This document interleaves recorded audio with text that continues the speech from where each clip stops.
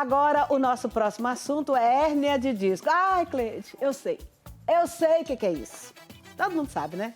Isso ocorre quando um dos discos intervertebrais, que funciona como amortecedor entre as vértebras da coluna, se desloca ou se rompe, comprimindo os nervos próximos. Dependendo da localização da hérnia, ela pode afetar tanto os braços quanto as pernas.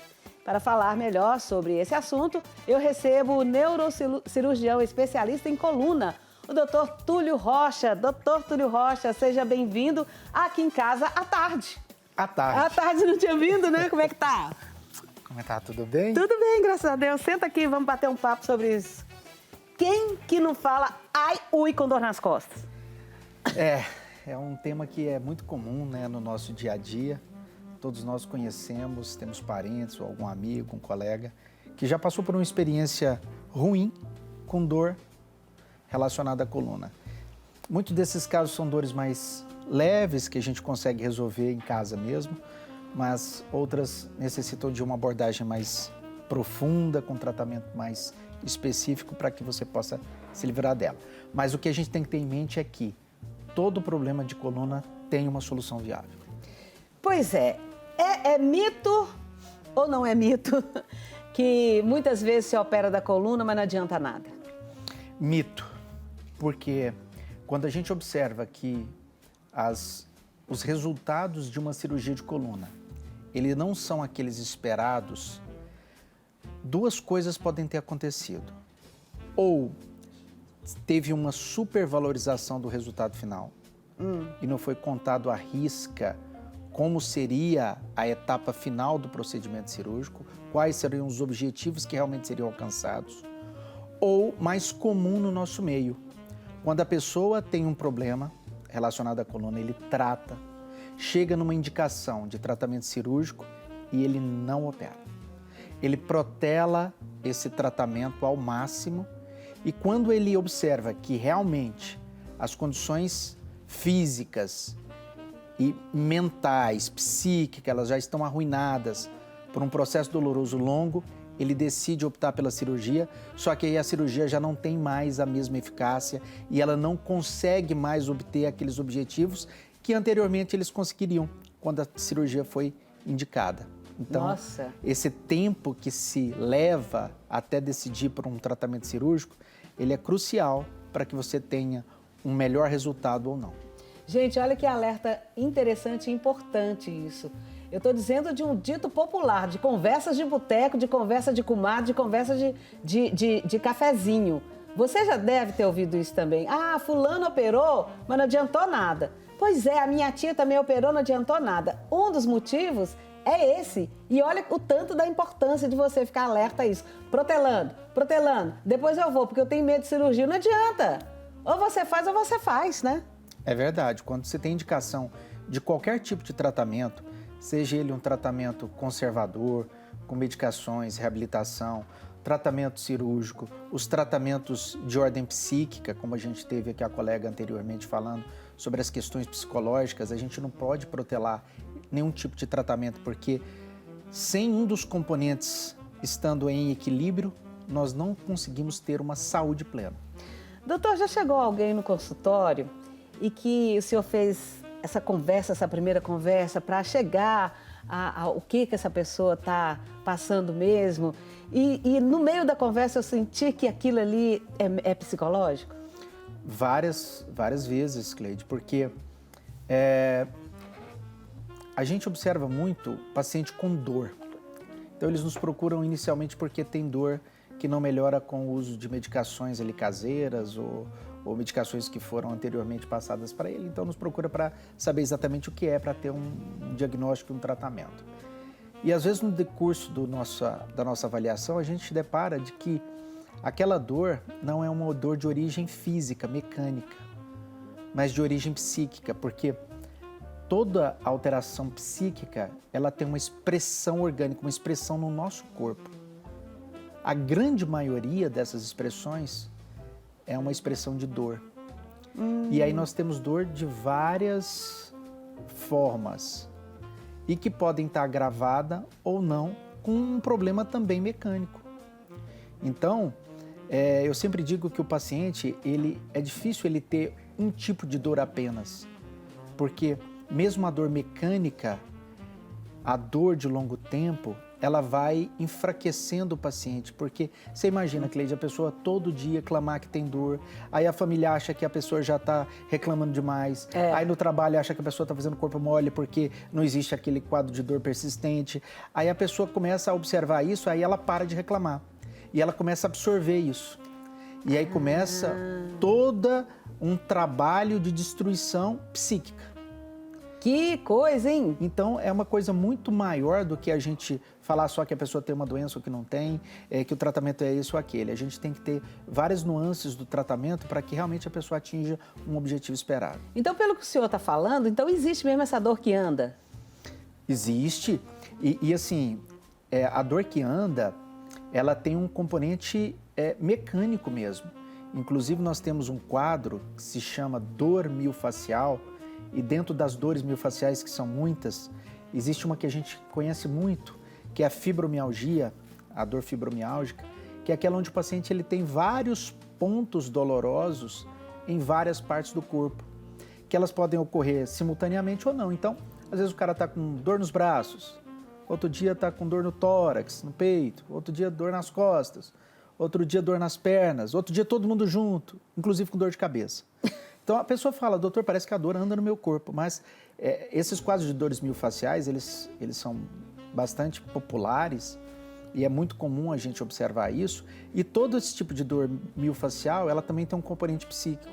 O paciente, às vezes, tem um quadro de ansiedade, ou de depressão, ou fóbico, ou outras nuances do transtorno psíquico. Então, sempre uma avaliação com um médico e um psicólogo. Gente tranquila tem menos dor? Tende a ter menos dor. Tende, porque né? Se a pessoa ela tem uma psique mais equilibrada, ela tende a ter mais atenção às coisas mais pontuais. Então, ela consegue discernir realmente esse quadro doloroso que o atinge.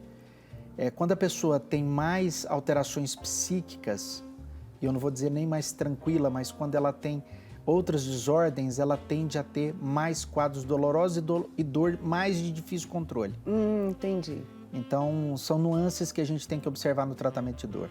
Agora, quanto à hérnia de disco na região da cervical, ela pode afetar os braços?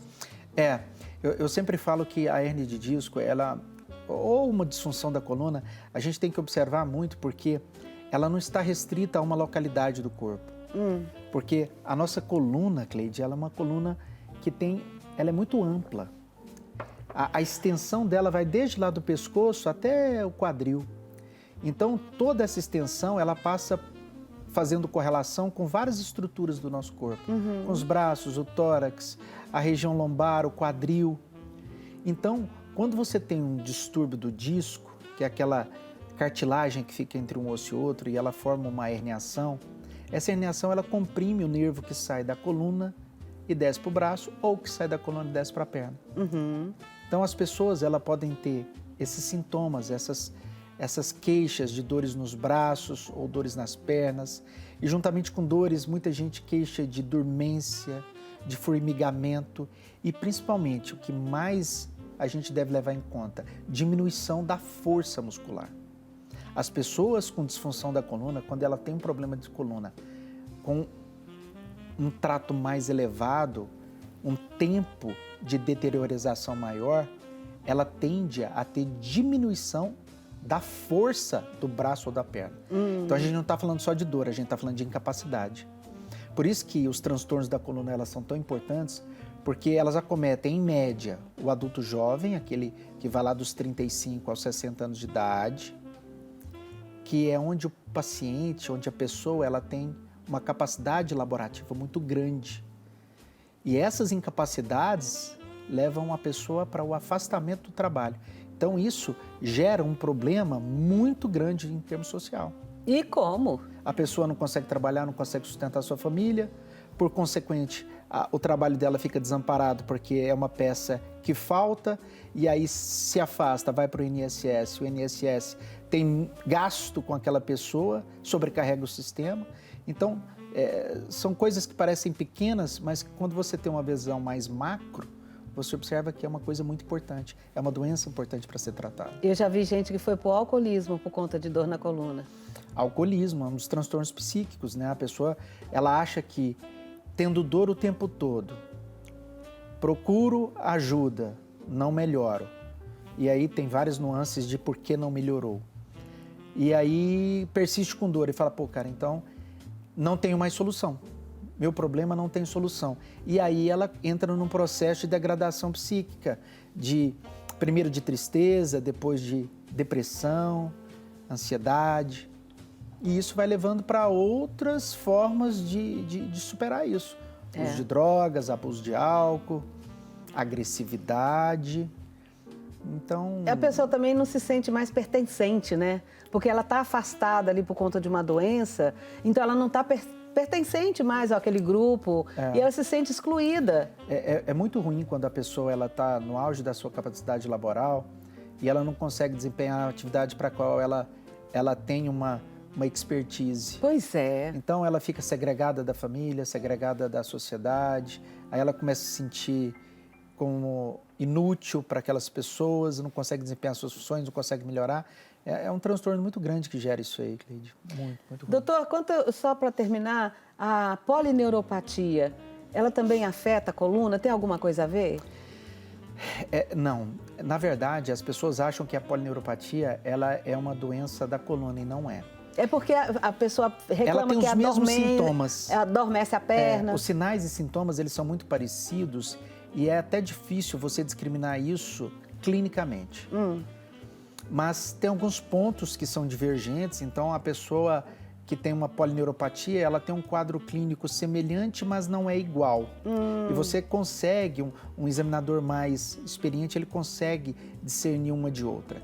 E quando você tem alguma dúvida, existem exames específicos que conseguem determinar se é um problema da coluna ou se é um problema neuropático, que é de outra região, de outros nervos que não são pertencentes à coluna. Mas que tem ali sintomas parecidos, acabam no mesmo lugar, então a pessoa sente que pode ser um problema relacionado à coluna. E o que eu sempre digo para os meus pacientes, principalmente esses idosos, pessoas na terceira idade, e que tem que ter uma atenção maior, mas isso vale lá para o começo da adolescência e vida adulta, é ter uma prática física regular que permita você ter uma musculatura com bom condicionamento e volume. Porque assim você vai dar estabilidade para a coluna, que é um segmento amplo, e essa estabilidade é que vai determinar que você tem uma coluna melhor ou pior.